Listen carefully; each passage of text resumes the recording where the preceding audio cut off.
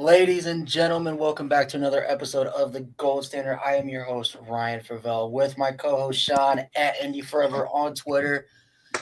We are back for another episode of the Gold Standard, back on the consistency grind. Sean, how are you doing, man? I am good. How are you? I had to charge my phone for me. I'm doing good, man, doing good. So really quick, to get it kind of out of the way, we were supposed to have a guest on the show for interview. Four-star offensive line commit in the 2025 class, Cameron Huron. He has decided not to do the interview. We were respecting that decision. So shout out to Cam, man. At least he was willing. He was willing to come on. There was some burner account that was spreading false information and lies about me and this podcast and other things. So, but regardless. Cam at least took the time out to respond and was willing to come on the show, maybe in the future. But with that out of the way, Sean, well, two things we'll talk about tonight. We got the CFP rankings that came out last night. Kind of get our thoughts on that. I have a lot to say about that, as well as, Notre Dame's huge matchup with undefeated Army at Yankee Stadium. We'll preview that game, give our thoughts and score predictions. But Sean, how have you been, man? How's your week been? Good. Ready for the weekend, as always. Football season's almost over, and it hurts a little bit, America's team, yeah. We are fighting America this weekend, so. Yeah, I can root against them as someone who served in the Air Force. So yeah, you are allowed that. You are allowed that. I can definitely root against them. Now, if they're playing Air Force, I would still 100% root for Notre Dame. But people would be like, I'd be like, no, I'm still rooting for Notre Dame. I don't care. But yeah, I think that it's going to be a fun one. Could be a little closer than what people might think, but. We'll see. It's definitely going to be a fun one. Notre Dame wins out. They're in. We've talked about that for a while, and it's just coming closer to reality. Getting sadder that we're getting closer to the end, but more exciting that we're getting closer to the opportunities. Yeah, for sure. So 1 second, I know I'm going to get this pulled up, the new playoff rankings and everything. So Notre Dame comes in at number 6. And so as it stands right now, Notre Dame would be playing Alabama in the first round, with hosting a playoff game. What were your thoughts on the rankings as I get these pulled up? And do you agree, not agree? How do you feel? When we pull them up, I want to. Okay, I got it right here. All right, let me bring this up. And for the people who are watching, if you have questions or want to talk or say some stuff, you're allowed to comment. You're allowed to comment on the Twitter thing. If you just click on the video, comment under there. You can also go to YouTube at Week Zero Productions. Tune in, drop a like and a sub. We greatly appreciate it. Give us your thoughts as well. So, Notre Dame is number 6 in the seeding, or not number 6 in the seeding in the rankings, but due to the seeding because of Miami being the projected ACC winner. And BYU, not BYU, but Boise State jumping, that would push Notre Dame down to 8, just on the cusp of either hosting or, having to go on the road. What are your thoughts on the rankings? And then we'll get to the seeding and the potential playoff matchups. All right, rankings. 1, 2, 3, 4, 5, 6, 7, perfect. I think that Ole Miss. Rocky versus Drago. Ole Miss should be above Miami. Georgia should be above Miami. Ole Miss being in front of Georgia is good, right? They beat them. And then I think BYU should be ahead of Boise still, just because of strength of schedule. It doesn't matter right now. If BYU wins the Big 12, they probably will be the 4 seed. But just in terms of ranking aspects, I do think that with the same one loss, even one being sooner and Boise looking good, I still think with schedule-wise, BYU should have that 4 seed.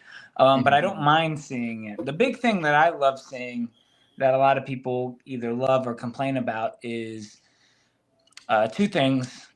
Prioritization and wins and losses, depending on schedule.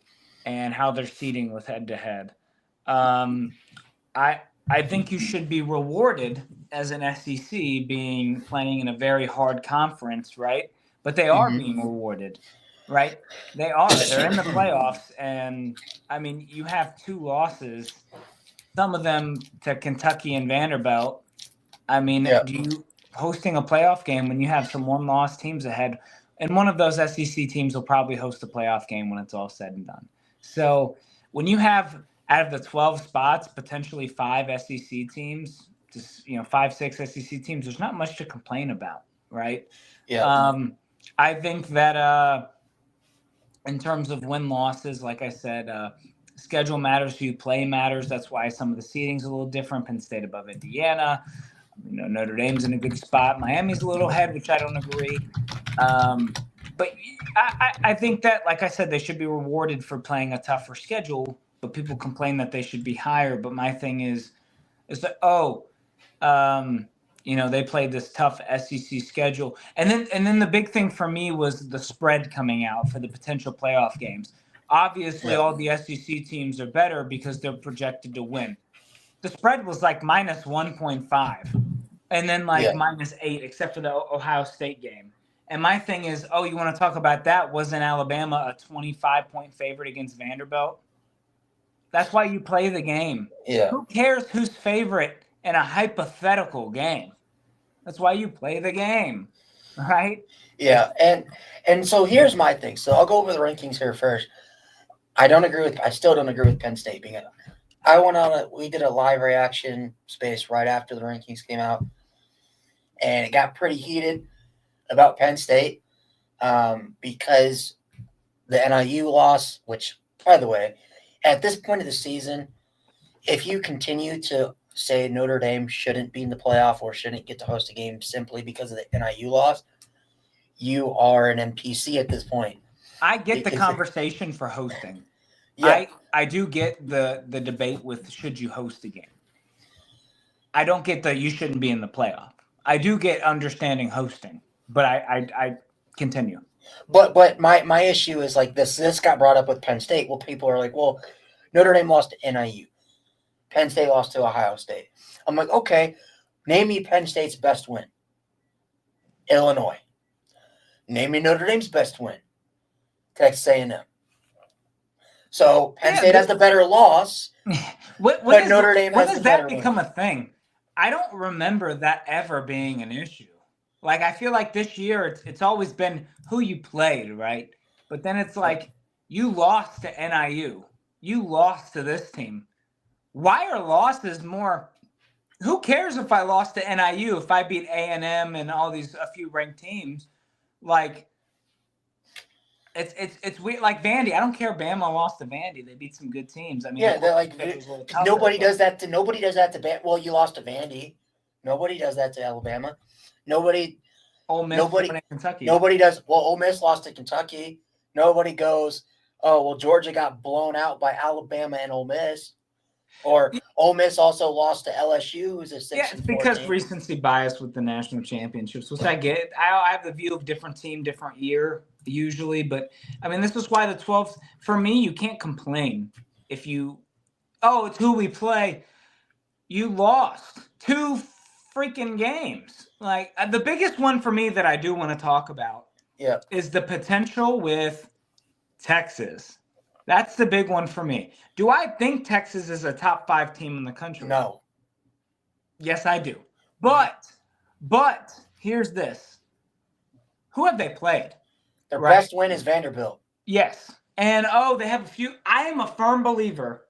I'm a believer that when you play a ranked team, it should count as a ranked win, right? Mm-hmm. Obviously, it's a little different with like a Florida State or a Michigan. I still think them beating Michigan's a ranked win. I don't view it as a top 10 win, right? I still give them the ranked win because at the time they were ranked, right? So they do have a few ranked wins.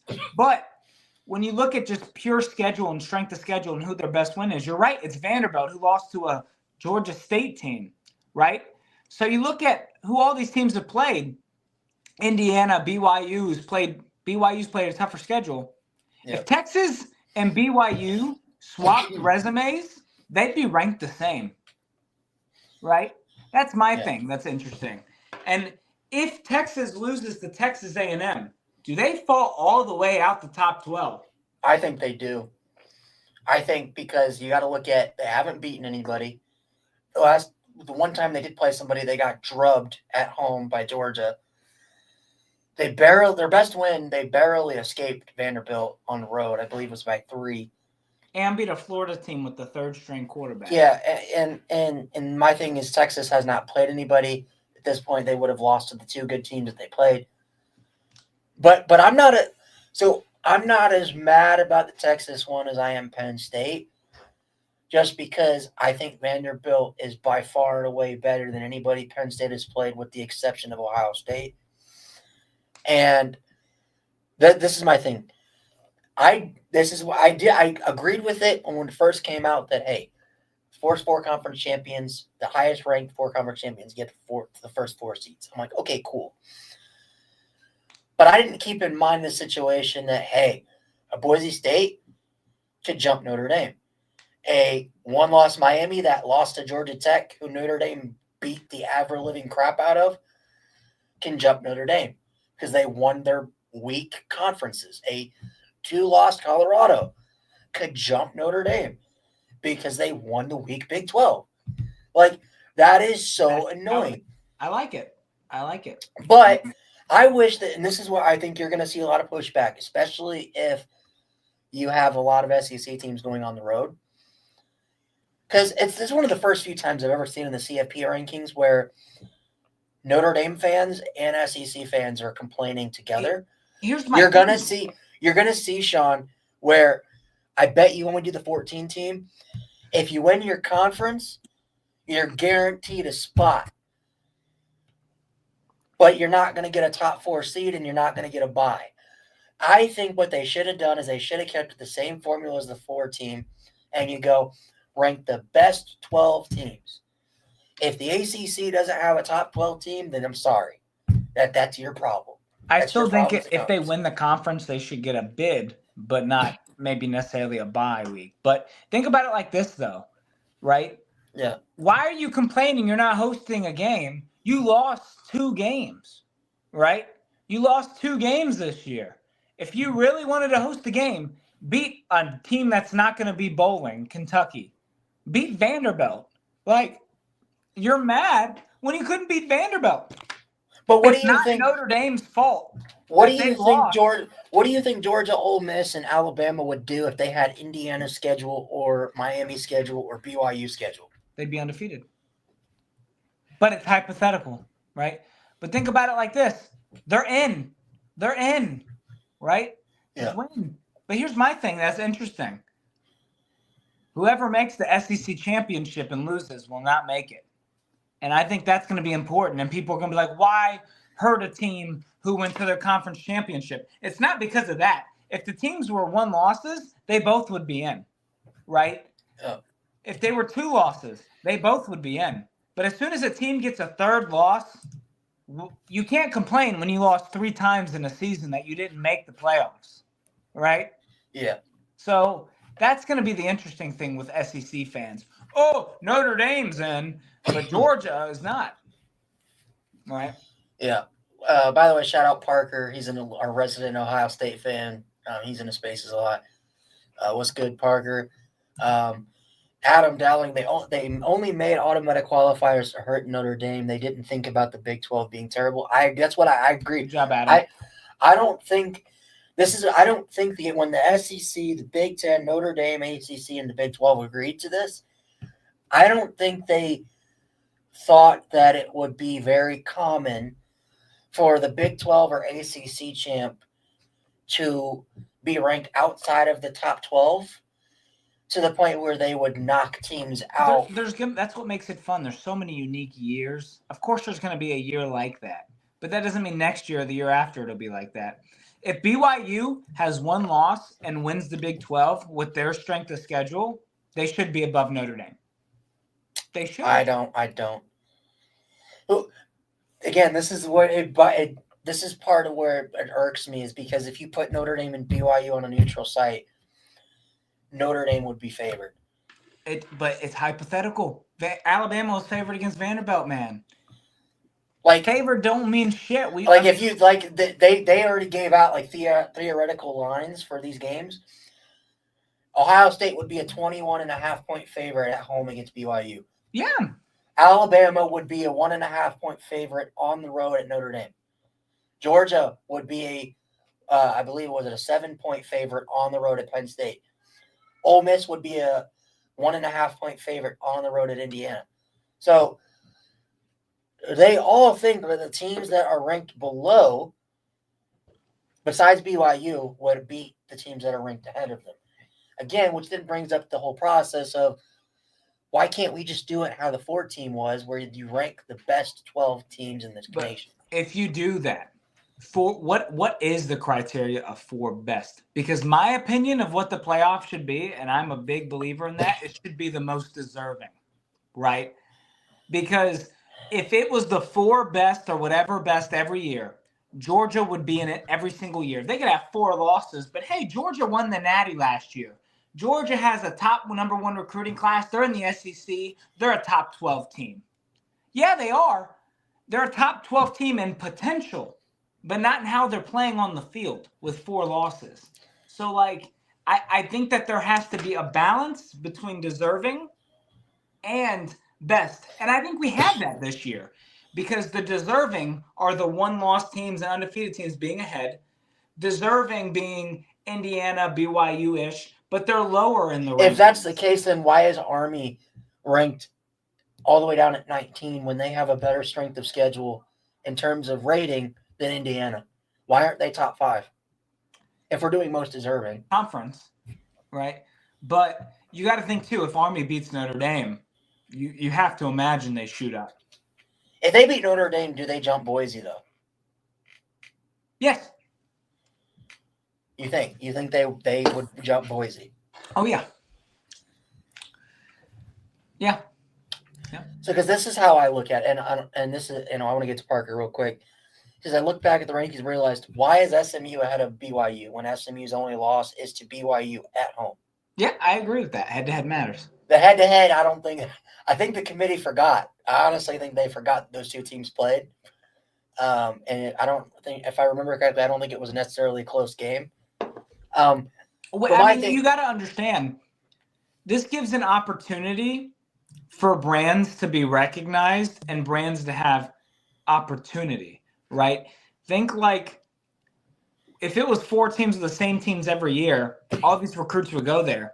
But if BYU starts to have a little run in the Big 12 like Oklahoma did, if an SMU can be consistently good, if Boise is a consistent group of 5 champion that makes the playoffs and they consistently get better, who's to say that recruits won't start going there?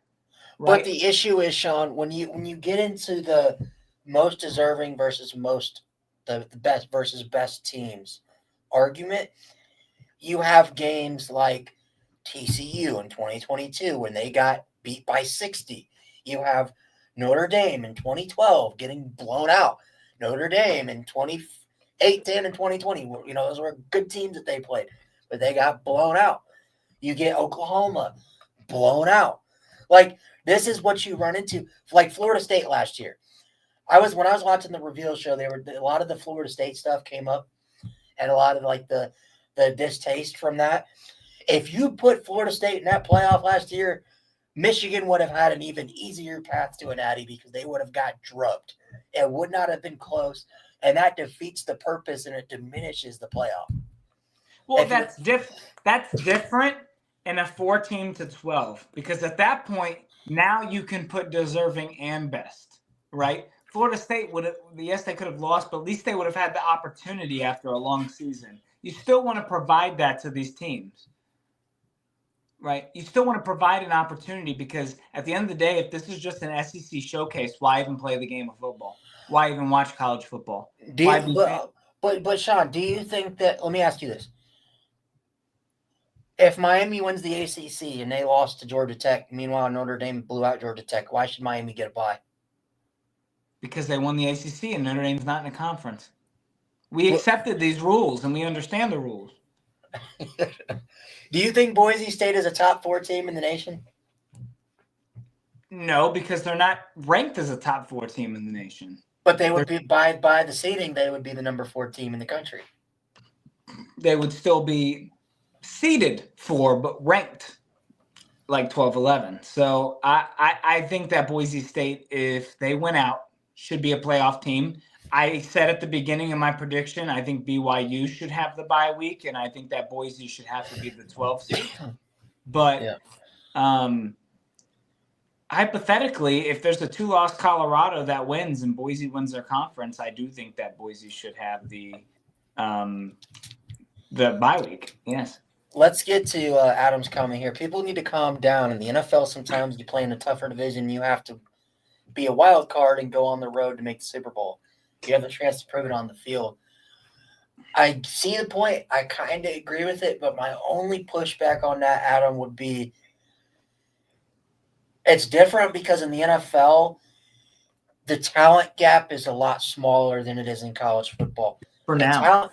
The talent gap between Boise State and Notre Dame is astronomical. Boise State almost beat Oregon. Well, yes, but that was also in the stretch where Oregon almost lost at home to the Idaho potato farmers. You're right, but you act like Cincinnati can't beat Notre Dame. Boise State can't beat Oklahoma. But what happened when Cincinnati went up against? What happened when Cincinnati went up against Alabama? That's 1 year.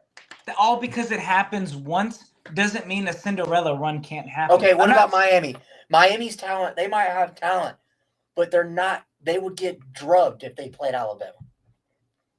That we know of, yes. But that doesn't mean they shouldn't be in. It's a 12-team playoff. Why would you complain that 12 teams are in? Who would you put in the playoff over Miami right now? Probably SMU. Well, if they win against Miami, it doesn't matter. If they beat Miami, it doesn't matter. But if Miami beats SMU, would you still put SMU in? No, I think, but that's another thing. The ACC and the Big 12 are also going to throw a fit if they only get one team in, which that's looking like how that's going to go. This year, that doesn't mean in future years that won't change. Yes, right? But was it Brett Lashley came out and said, well, how come a bunch of 2-loss SEC teams are going to make it in over a 2-loss SMU or a 2-loss Miami? That's different, though, because then you look at strength of schedule and Georgia's got 10, but SMU's got 40. And Georgia's played and beaten more ranked teams. It's obvious, right? There's no other one. If you miss a 12-team playoff with 2 to 3 losses, you can't complain missing the playoffs. You can't. You can't. You didn't win your games. So let me ask you this. There's a 3-loss. Okay, because this was a big question that got posed. And real quick, how does Alabama jump 3 spots after beating Mercer? I think they're in a good spot. I think they should be out of Miami. But this is my question because I think Lane Kiffin was talking about this. There have been coaches, not just in the SEC, but even in the ACC and the Big 12 and the Big 10, talking about, is it better to not make the conference championship and make sure and guarantee yourself a spot, or if you're already a 2-loss SEC team, you make the conference championship and you lose, and you risk getting dropped from the field altogether. This is what I was talking about. I mean, you got to sit here and think this. All because this is happening this year doesn't mean it's going to always happen. Next year, if the SEC championship has a 1-loss Alabama and a 1-loss Georgia, do we really think that matters? No. So then at the end of the day, the winner gets a bye week, the loser still gets a high seeding in a home playoff game. But this year, it will matter because when was the last time there was this many 2-loss SEC teams? Never. So at the end of the day, if there's a 3-loss SEC team, of course you want to play. If I was 2 losses, I wouldn't want to play in the SEC championship. But think of it like this, too. You have the chance to get a bye week, which is a huge advantage, cutting the field down to 8, not having to play an away playoff game, and having to play neutral sites. That's a big advantage. Yeah, I'll get to Adam's comment here. He makes up a good point. Parker does make a good point. Even though Georgia has 2 losses, most people don't know that Georgia has the number 1 strength of schedule. So I feel like they should be ranked higher. The issue with doing that And this is where I agree with Adam a little bit. But they lost to Alabama and Ole Miss. Yes, yeah, you can't put Georgia higher because they lost the head-to-head. Yeah. But in that scenario, why isn't Tennessee ranked ahead of Alabama? Recency losses, right? But Tennessee went on the road and beat Bama. I believe. If it was a different situation, yes. But you have to think too. Then we're now in a conundrum where like Georgia beat Tennessee, Tennessee beat Bama, Bama beat Georgia. They all three beat each other. So who's better? So I think how they have it is good. And I think people were saying, "Oh, Tennessee this, Tennessee that." There's a chance that they still get in if Indiana loses. There's a chance they still get in if. But yeah, I agree. So Adam brought up a good point here. He goes, because they designed this playoff to hurt Notre Dame, they never thought of a Group of 5 team would be ranked ahead of the Big 12 champion. I agree. They never thought think that. The playoff is perfect. And the one thing that would ruin it for me is auto bids, right? If they start introducing, there's a 14-team playoff and 5 conference champs get in, but then 3 SEC auto bids, 3 Big Ten auto bids, and the 1 for each conference and an at-large spot, that's going to ruin college football. I think this, but I think this stuff right here, Sean, I think this is going to have the opposite effect. I think Notre Dame won't join a conference because what does it benefit you here? Yeah, you get a bye week, but what does that bye week do for you? Miami's going to get killed. Texas will probably lose. Boise State's going to get murdered. So is that bye week really helping those teams, or would you rather host a first-round playoff game and then you get an easier opponent from the ACC or the Big 12? Well, we know because we play Oregon right next round. After playing Alabama? Yeah, but also this isn't the final thing. So I mean, Notre Dame's because let's see, let's get into this stuff real quick. So Indiana beats Ohio State. Does Ohio State drop below Notre Dame? 100% with 2 losses. Yes. Okay. If Indiana loses but a close game to Ohio State, do they drop below Notre Dame? Yes. Okay. So either way, that's going to handle itself up. Notre Dame will move up to. Fun fact, I'm a believer that no matter the result of this game, unless it's a blowout, both teams should get in. Ohio State has 2 losses. They still have a better win than some of the SEC teams. You get that Big Ten team in there. Yeah, but if Indiana gets blown out, do they drop out? That's what I said. If Indiana loses a close game to Ohio State, I think they should get in. If they get blown out, they shouldn't be. Yep. Yes. Adam said, Ryan, all of a sudden that 13th data point doesn't matter as much as they used to. Yeah. Can you really complain if you miss the playoffs with 2-3 losses? Well, think about it this way, though, Sean. Like, if I'm at Texas A&M, if I went out, I beat Texas. I think in that situation, they're playing, I want to say Alabama for the SEC title if Alabama wins out. If A&M loses a close game to Alabama, and that's their 3rd loss, should they be dropped out of the playoffs? Yes. You lost to Notre Dame. You lost to Bama. South Carolina. Yeah, I mean, you beat South Carolina. You lost by like 20 to them, bro. But is that fair to tell the second best team in the SEC, you play in a tough conference, you have 3 losses, so we're putting you out because you played for your conference? Regular season has to matter, right? If they had 1 loss and then lost to Bama and it was 2, no, they shouldn't be left out. And if it was a different year, there will be a 3-loss team in there eventually. Thank you. There will be a 3-loss team in there eventually. Notre Dame a few years ago with like 2 to 3 losses to Clemson, they were still ranked around 15, 11. There will be a 3-loss team, and I think there should be eventually. But this year, with how many 2-loss teams there are in the SEC, it's just not this year. If it's next year and there's a 3-loss A&M, but there's a 3-loss South Carolina out there, a 3-loss Michigan State, yeah, they lost their conference, keep them in. But it's just there's too many 2-loss teams hanging around there. There just is. And if you lose a 3rd game, but all those other teams have 2 losses, you should have won the game. This is the point I was making. This is why I don't think Notre Dame will ever join a conference. at the end of the day, I feel like the number 5 spot is the best seed a team can get in the CFP. You don't get a bye, but you get a home game, and then you get to play one of the worst of the 4 conference champs in the next round. Agreed. I think Notre Dame is perfectly fine being independent. Yep. And because, like I said, I don't think that conference thing is going to mean as much as it used to. I like it though, because having one less game to play, saving for injuries, momentum, and And look stamina. at Penn State. Penn State has no shot at going to the Big Ten title unless Ohio State loses to Indiana, and Indiana loses. Actually, no, it's done. So they can't get in. So Penn State hasn't played anybody besides Ohio State. They're going to be 11-1 and have a cakewalk to the playoff. They're guaranteed a playoff spot at this point. So that's basically how. I mean, you think Penn State cares that they're not playing for the conference championship? I think they're completely fine with that. Of course, but you'd rather have that bye week, right? I'm just saying, it's not like a who cares situation. I just think, what would you rather have? Sure. You says with the current rankings, Ohio State has 2 bye weeks. Think about this too. I think that eventually they should allow reseeding, right? Like if a lower seed beats a higher seed, I don't like here. Look at this. Like if BYU beats Ohio State, I don't think it should be BYU Boise. I think it should be Oregon BYU. Like reseeding should matter, right? Yeah.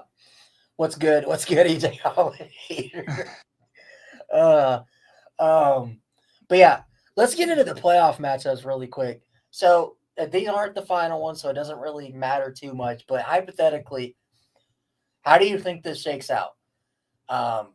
Starting with BYU, Ohio State. Yeah, Ohio State wins by 2 to 3 scores. Okay. Notre Dame, Bama. Can we skip that and do that last? Yeah, I guess we could do that. Georgia at Penn State.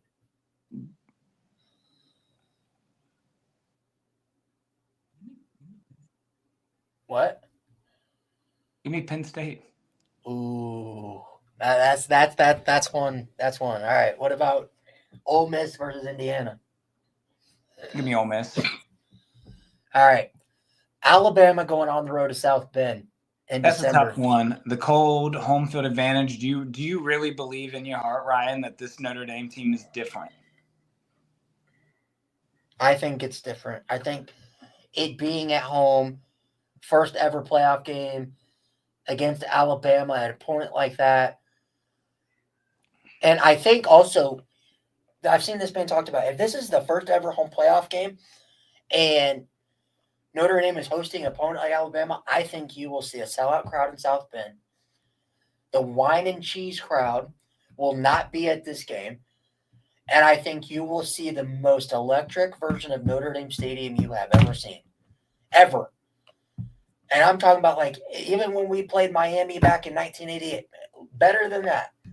When we played Florida State in 1993, better than that. Yeah. I mean, if we win that game, that'd be a big momentum shift. I'm going to pick Notre Dame. I will never not pick Notre Dame. Yeah, okay. So then you would have what? Ohio State, Boise? I would have Ohio State. All right. Notre Dame. Oh, we'll go to Notre Dame last. So you would have Georgia or Penn State versus Miami. Yeah, I would pick Penn State. Okay. Ole Miss versus Texas. With it how it's staying now, I don't think Texas stays there. But for funds and giggles right now, I think Texas would beat Ole Miss. Okay. Notre Dame playing Oregon.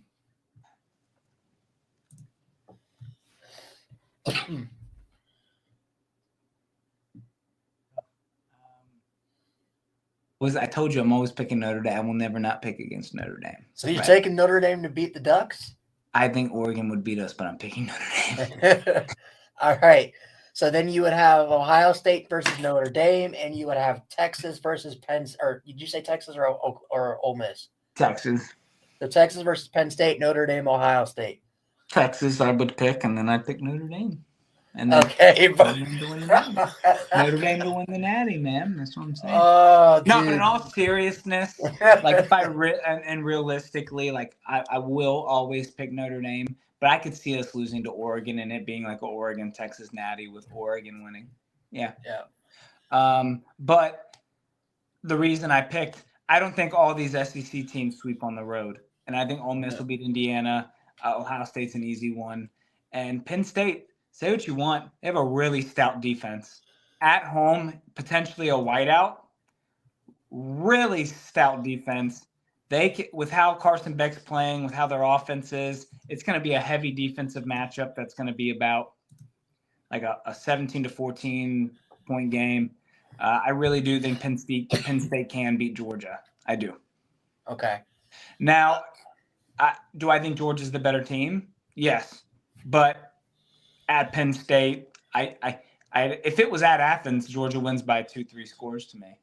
But I think Penn State can win a game at home. Yeah. So okay. So Parker says just book Ohio State to the semis. Yeah, I agree. 100%. Yeah. I'll get into these these comments real quick, and then I'll get into how I think this plays out. Seth, who's a resident Michigan fan, Notre Dame needs to be in a conference, especially in the ACC. They could play for a conference championship every year. They are a better team with Brian Kelly gone. Right now, any two-loss team could knock them out. I disagree, because if you look at the ACC's in shambles, they're only going to get one team in. Notre Dame doesn't want to play that game. I think you're better off staying independent, personally. Agreed, but I want Notre Dame in the ACC. All right. But I've always been a guy who wants Notre Dame in a conference. AJ Hall and Hater says, "Give me Notre Dame versus Bama." It'll be too cold for Bama, Hugh says. Yep. I agree. Notre Dame W. EJ Hall and Hater giving Notre Dame the win over Bama. Adam doesn't think it'll be as electric as 83-93 Notre Dame Stadium. I think it would rival it. You have too much nostalgia, Adam. Just accept the times. We would be playing Mo Bamba 5 times. Nice. Maybe 6 times. No, that'd be. I love that one, bro. The boys are back. And then they do the Dune one.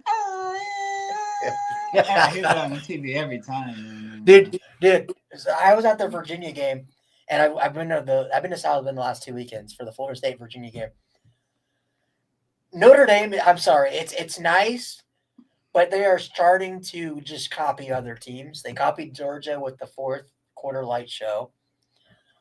Now they're copying the swag surfing that Texas A&M does between the first and the fourth quarter, or between the first and fourth. They even did the Penn State. What's the song that plays there? Was Zombie Nation or something like that? Yep. They did the we are ND, and I'm like, we can't just copy like. They should do their own thing. I think they should be playing Shipping Out to Boston. Something. Yeah, we can't be doing that, man. That's just like it's copy and paste. Seth says ND has by far the worst loss on that board. I agree, Seth. But I will say that they were already punished, right? And at the end of the day, they can't continue to be punished if they're winning and other teams are losing, especially if they beat like a few ranked teams at the time while they're at it. I do agree they have the worst loss on the board, but why all of a sudden are losses more important than wins? Yeah, I think the people get caught up in the NIU thing when a resume. And we beat Miami, Ohio, who's going to win the MAC. So, hey, I think it was my boy Austin. He was like, Notre Dame's loss to NIU just keeps looking worse and worse. And I said, no, our win against Miami, Ohio just looks better and better. We beat the MAC champs. Georgia wins by 14. What does that team look like next year? Anybody big leaving? So great question. Watts is leaving. Benjamin Morrison will leave. Xavier Watts will leave. Howard Cross and Riley Mills are both gone. Yep. I will say Botello's going to come back. Kaiser come back. Kaiser will leave. Tosh Baker's done. Jordan Clark and Rod Herder are both gone. I could see a Schrouth or a Rocco leaving potentially, not for the draft, but maybe transferring. I could see we have a bunch of receivers leaving, right? Like Bo Collins, Riley Leonard will leave, right? We're gonna lose a lot of Well, people. remember, I think Rocco ran out for senior day, Yeah. so he might be done. Once he graduates, I can see him leaving, especially since he didn't win the starting job this year. But Anybody big staying? like I said, Jordan Botello will stay. Jeremiah Love, Darian Price. Jeremiah Love has to stay. I think Jadarian Price will stay. That's a big one. I think that Mitchell Evans will leave. Christian Gray has to stay, right? A lot of these guys are like sophomores, so they have to come back another year. All the young guys, Bryce Young's obviously will stay. Kingston, Drake will stay. I wouldn't be surprised if we see some transfers on the offensive line with some of the younger guys, maybe. That's why I said Rocco. I mean, but what's his name will stay? Emil Wagner. Yeah. Right? Some big names staying. And Notre Dame will be better next year if we get the right quarterback. You don't like Riley Leonard, Adam? Oh, dude. All right. TJ Carr. If any conference, not the ACC. I want the Big Ten, right? Big But Ten. I would be fine with the ACC since we're partially ACC. Yeah. So ACC or Big Ten, and I'm happy. Crazy how Ohio State could possibly play Oregon 3 times. That is kind of wild. Yeah. That is. And let's see. No, it would be cold for the wine and cheese. Yes, I think so too. Keep these comments coming. Let me keep seeing. I know there's a lot. But yes, both. Yeah. People used to be on the field when then it was electric. Okay. Yeah, I mean, I haven't seen Notre Dame really, like Notre Dame Stadium alive very much. The USC game last year and the Ohio State game is probably the loudest I've ever seen when I went to the games. USC game for me last year. Yeah. Yeah. Notre Dame needs to join the Big Ten and get that $20 million and get players. Yeah, but we already make more than $20 million with NBC, bro. I think he's talking about the $20 million that the NCAA is giving out to everyone. Oh, I don't care. I got that swag. The swag surfing. They let people on the field. Like the 80s and 90s. So, like, what, during the game? No, he's probably talking about before the games or after, or like, I don't see them letting some random guy named Adam walking on the field on second and third. Just let Adam Dowling walk across the field. But, I mean, I'd be surprised. All right. Indy has the worst loss, yes, but they have the most ranked wins out of everyone in the CFP, besides Bama. Yeah. Most ranked wins if you still count Navy and Louisville. Right. Yeah. Put the band back on the field. Yep. Didn't they get rid of that when Golden Tate jumped in? Yeah. Isn't that why they got rid of that? Yep. Yeah, so blame Golden Tate for that. Well, I like Howard Cross. He has a nice card in NCAA 25 Ultimate Team. He does. If you play Ultimate Team in NCAA, get out of here. Dynasty. Indy could beat Bama. They could beat any of the three in the next round. But Texas. I told you I think Texas is a top 5 team. I don't think Texas is that good. Let's see. I said the same thing about Clemson. We are young, Adam. We haven't hit UNC status yet, so we are too young to remember. Let me get into this real quick, and then we'll get some more comments 90s on Army. So first things first, BYU Ohio State. Might as well just put Ohio State in the semis, all right? Do what Parker said. I think Notre Dame wins a close one against Alabama at home. They get their first CFP win in the CFP era. Marcus Freeman gets it done. I think Georgia goes on the road and puts absolute belt to ass to Penn State. And then I think Ole Miss beats Indiana. So then you would have Ohio State Boise again, put Ohio State in the semis. Georgia and Miami. Give me Georgia. Give me Ole Miss versus Texas. So you get a rematch of Georgia Ole Miss in the semis. Notre Dame, I think it's a hard fought game and it's very close. But I think if we had BMO and we didn't have as many injuries as we did, I like our chances a lot more. I think Notre Dame loses a close game by like 7 points to Oregon. And then, you get Oregon, Ohio State rematch, Georgia, Ole Miss rematch. And I think you see an Oregon versus Georgia national title with Oregon bringing home their first national championship in program history. How would you feel about that as Notre Dame fans? You guys can't let us know in the comments. My wife just texted me saying, how the fuck is Spencer Schrader projected 11 points in fantasy? Spencer Schrader, the Notre Dame legend. Yeah, we could use him right now. But how would you guys in the comments, and I'm asking you, Sean, would this season be considered a win? Yes. If even with the NIU loss, you get to host a playoff game, and all you get is one playoff win. Yeah, if you beat like a really good team, yeah. For me, I want to win a New Year's Six Bowl, right? That's the thing for me. I've been dying for that. I haven't had the luxury like Adam to be able to see one. So we should have had one against Oklahoma State. I want to see us win a New Year's Six Bowl. So let's see. I mean, if we keep winning or if we go up to like that 7 seed, who knows? Maybe we could. We had field standing room seats in the early 90s. That's cool. That is cool. Yeah. But yeah, I think that it would be a success. They had temporary bleachers down there as well. See, that would have been okay. I see that. That would have been those cool. Nowadays would be $5,000 a pop. Yeah. All right, just had to pop in, spread some EJ hate. Let me know if you have any info on him or other trash talk. Give my idea. Okay.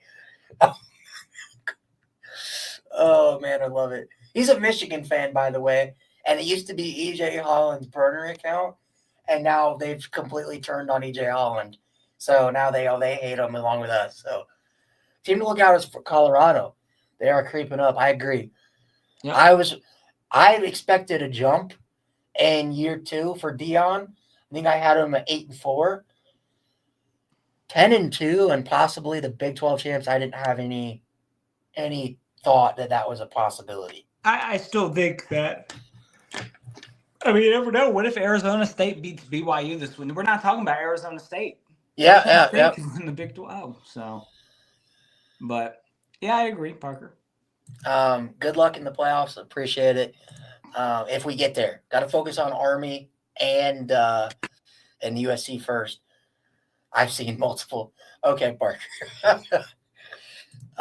With all these injuries, making it would be a success. Most injured Notre Dame team in a long time. So I don't know if just making it would make it a success. I don't think that you can lose to NIU and just make the playoff. I think if they have a close game, it would be not terrible. But if they get blown out, oh man. Yeah, I agree. All right, let's go ahead and get into this. Virginia prediction. Well, Army. I'm so sorry. Yeah. But yeah, really quick before we get into this, what were your thoughts on the Virginia game? Just kind of because I know some people had some thoughts about that. Yeah, reffing was a little odd. Terrible. Fake punt thing, 2 big touchdowns called back. Don't really care. I mean, penalties, stuff like that. The big one for me, the fair catch one.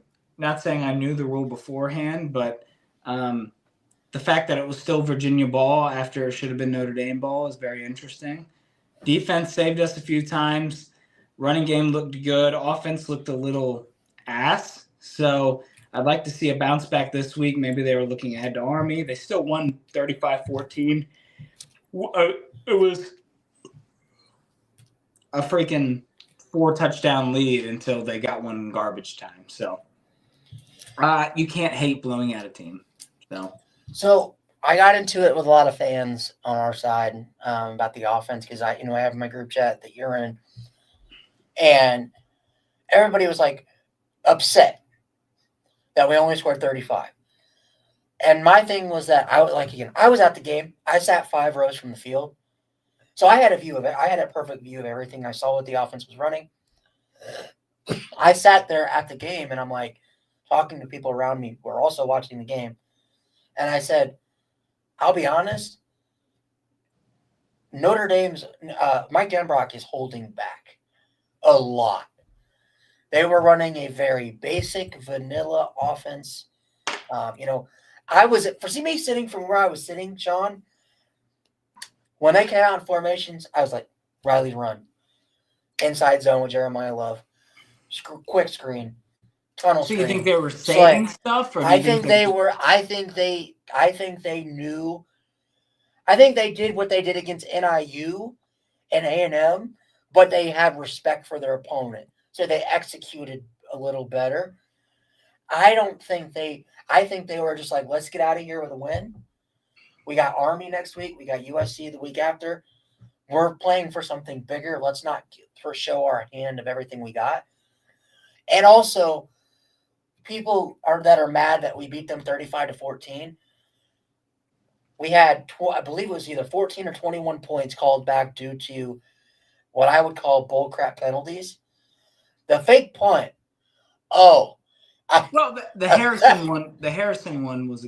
I mean, it was. The illegal hands to the face. Yeah, I'll give them that one. But the fake punt, where, by the way, I don't know if you know the backstory. Freeman went up to the officials and said, "Hey, we are going to run this play.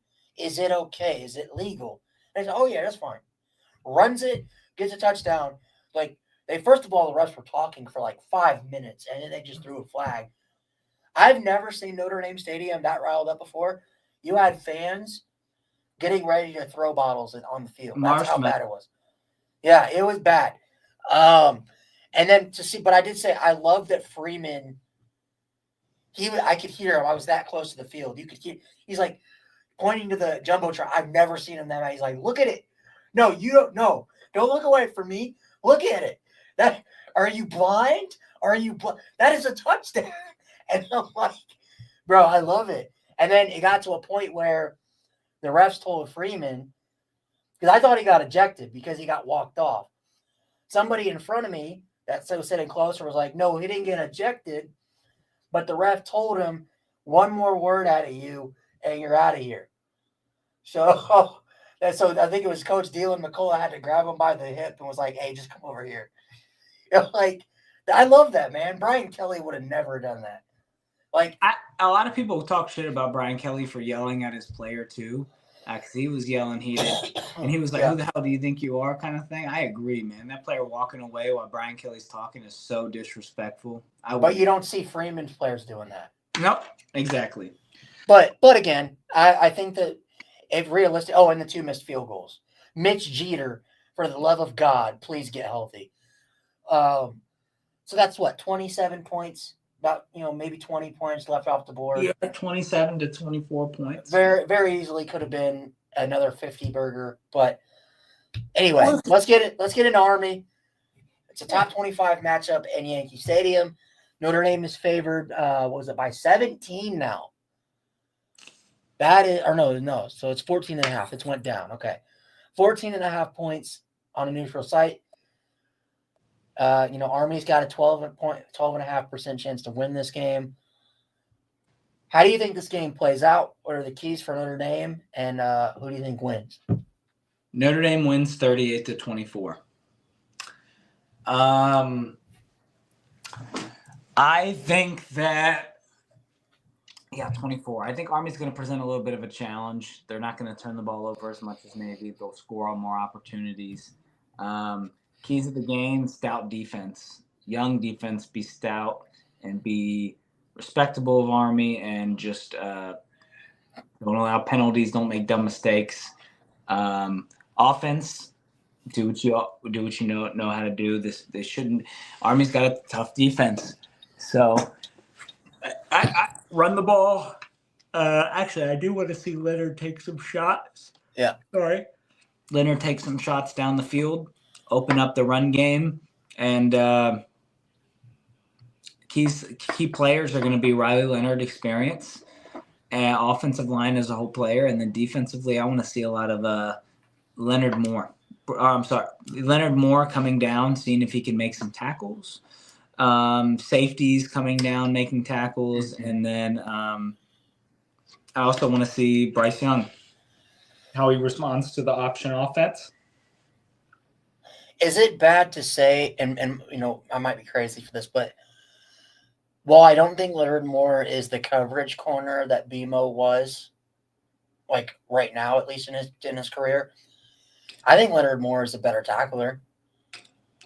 I mean, from what I've seen, like especially in that Navy game and against Virginia and Florida State, he was coming up and popping people.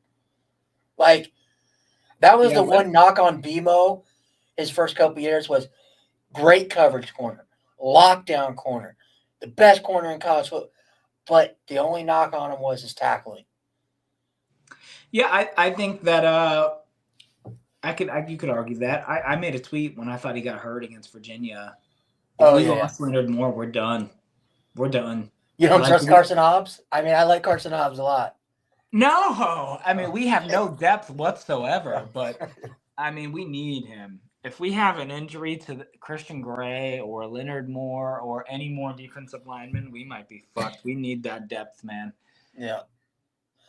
Does Howard Cross play? I think he shouldn't. I don't think he should.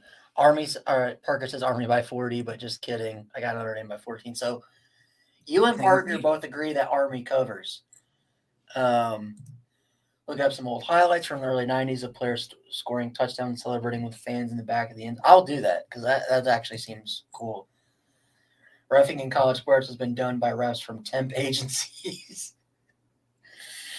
Reffing has been bad. As you see, refs fired up the Notre Dame. Yeah, it was bad. It was bad. I'm sure you guys heard the boos on TV. It was bad. Same. Really, we could have won that Virginia game 49-0. But so my prediction, I think also they got a touchdown though, which kudos to Virginia hurrying up. Right, was not a catch, but kudos to them for being on top of the ball. Also, can I just say, screw Tony Elliott for calling a timeout with 14 seconds left to go score a touchdown in a game you've already lost? Nope. Yes. We've got our fourth. Sean, we've got our fourth stringers out there, man. Like, come on. I would do the same thing. Same thing. But anyway, I think so. My prediction of this game is I think Notre Dame wins, by a score of 38-17. I think it's one of those games where it's tight. Around halftime, I think Notre Dame pulls away. I know that Bryson Daly, Army's quarterback, I don't know if he's necessarily 100%. He missed 2 of the last 3 games. He might have actually missed this last game as well. No, he played North Texas. He missed the Air Force game. Yeah, the Air Force game. Okay. So you're right. So I don't necessarily know if he's 100% ready to go. And with this Notre Dame defense, he's going to get pummeled. After a bye week and playing, he should be. But I think Notre Dame wins by 38-17. And I think, Notre Dame, they cover the spread. Keys to the game, like you said, you got a young defense. Stay honest. You read your keys, do exactly what you did against Army. Get this win and handle business, man. And then you'll be 1 win away from locking up a playoff spot. So Notre Dame is in a good spot. But anyway, before we get out of here, I want to thank all the 271 people that tuned in live. Again, if you like the show, we go live every Wednesday at 5 p.m. Central, 6 p.m. Eastern. Go over to Leaf Zero Productions on YouTube. Go drop us a sub and a like if you want more of this content. If you're on Twitter, that's great as well. I mean, go follow me at Favell_Ryan or at Indy Forever on Twitter. But as always, guys, another great show. This has been the Gold Standard with your host, Ryan Favell, and my co-host, Sean, at Indy Forever on Twitter. Oh, go ahead. Go ahead, Sean. Go ahead. We have a commit to discuss. Oh, right now? Someone just commit? We never talked about. Oh, Blake. Oh, we never talked about Blake. Yeah. So I wanted to let them have our opinion on it real quick. Yeah, we could do that real quick. I'll pull it up. Go ahead and give your thoughts, and I'll pull up this. Yeah. great bounce back after losing a long time commitment in Deuce Knight. And it looks like Deuce Knight's just another one of those recruits that, maybe he'll go to Auburn. Probably will go to Ole Miss. All right. Yeah. This was a surprise. I don't know if you expected him being the quarterback. I wasn't, but this is a good get. I heard that Notre Dame was higher on him than Deuce Knight early in the process. So, hey, before injury, really good. I think this could be a good get and a good depth piece. Yeah, for sure. I know that he went absolutely ballistic in a few games after he committed to Notre Dame. So him, you got Grubbs in 26. I think that this is a solid get after, you lose out on Deuce Knight, which, by the way, for all the people that were yelling, oh, he's a 3-star, he did get recently bumped up to an industry 4-star. But also, people don't got to realize that Clemson, especially under Dabo Swinney, they're very selective of the quarterbacks they go after and they pursue. The fact that they were okay with this kid, taking his commitment, he was their top target. And Clemson fans were very upset by losing him. If your fan base is that upset over losing a guy that you think, oh, it's just a 3-star, the kid must be pretty damn good. Yeah. Leonard opinion. Moore was a 3-star. Yep. Yeah. So some people get caught up too much in the stars, but yeah, I think it's a solid get from Notre Dame. Like you said, a solid depth piece. I think CJ Carr is definitely your future, and then I think after that you got Noah Grubbs. Man, I hope they. I hope. Don't be surprised if Angeli or Minchie starts next year. Hey man, I love Angeli, man, but just please give me some CJ Carr, please. You know that if he comes back next year and doesn't transfer, he's the starter. He's gonna start. I mean, he is so accurate. He is. But he's an Ian Book. That's how I look at it. Great arm placement or a ball placement. Like, very talented. Some of the throws he makes, I'm like, holy shit. He just is. I don't view Ian Book because I don't think he can move. So that's my big problem with him. He's a little mobile. But yeah, we'll see who starts next year. We'll see. Does Carr start when he walks in? Well, Carr's already walked in. He's been in this year. He's a freshman red shirt. The assumption is that it's Carr's team next year. Yep. But anyways, Sean, another great show. Like I said, you can find us on Twitter. My ad is down here. You can follow Sean at Envy Forever on Twitter. As always, guys, great show. This has been the Goaltender with your host, Ryan Favell, co-host Sean. We will be back next week for another episode